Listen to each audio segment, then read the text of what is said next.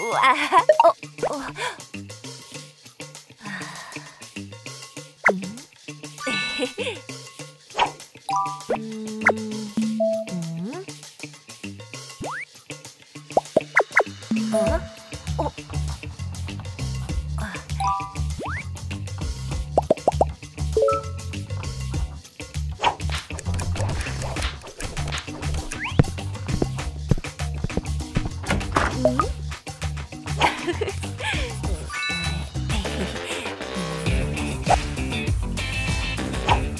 쉽게 이해할 수 있는 의사결정 나무와 데이터 예측.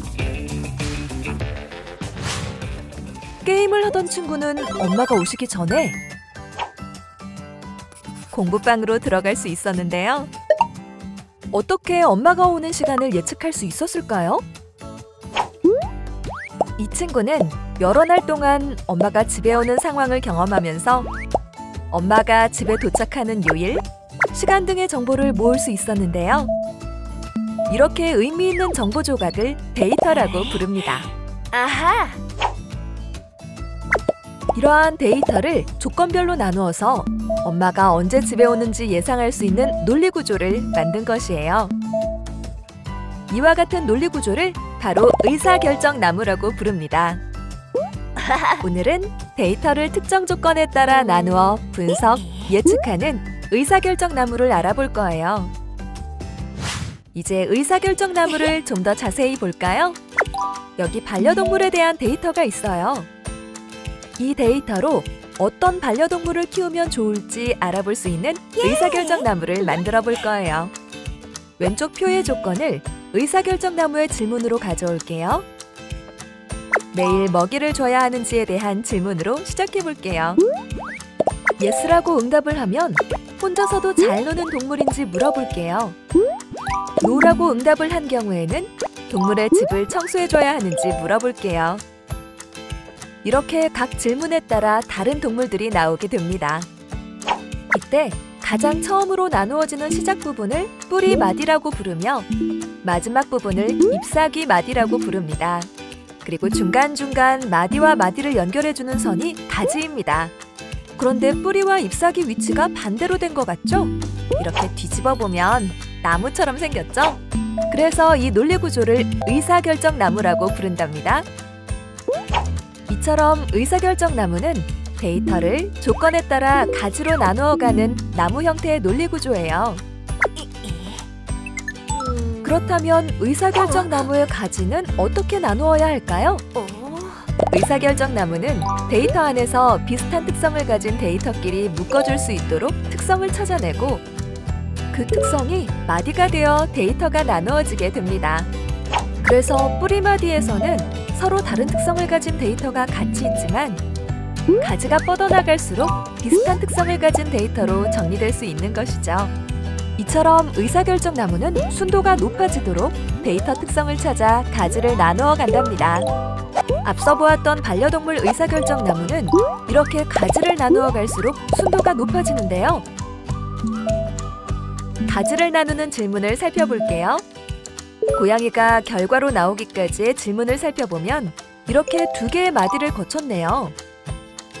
이번에는 질문이 다르게 구성된 비나무를 볼게요.